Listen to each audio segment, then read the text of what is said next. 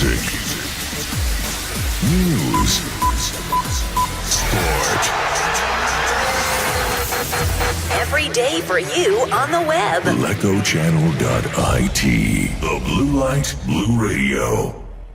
Mister, Borgosesia, squadra più giovane del campionato, che insidie nasconde questa partita? Ma una squadra veloce, una squadra tecnica, una squadra che ha le insidie di una squadra che viene a Lecco pensando di fare risultato con convinzione, quindi io non faccio distinzione all'inizio.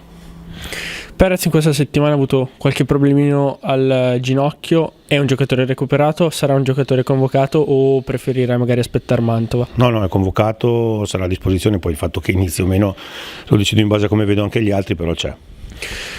Si torna a giocare in casa, sarà per la prima volta e anche una delle poche settimane in cui dovrai far fronte a 3 gare, di cui abbiamo detto quella di Coppa col Mantova, che però è fondamentalmente una partita della stessa valenza di quella che affrontate oggi e poi andrete ad affrontare contro la Lavagnese.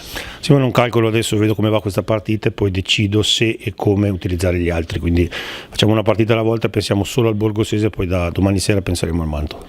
Potrebbe esserci anche l'incognita pioggia domani, sappiamo che fino adesso avete giocato su campi asciutti, può essere una variabile in più?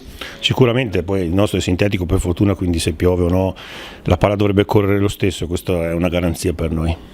Grazie mister, buon lavoro. A voi. Music, news, sport.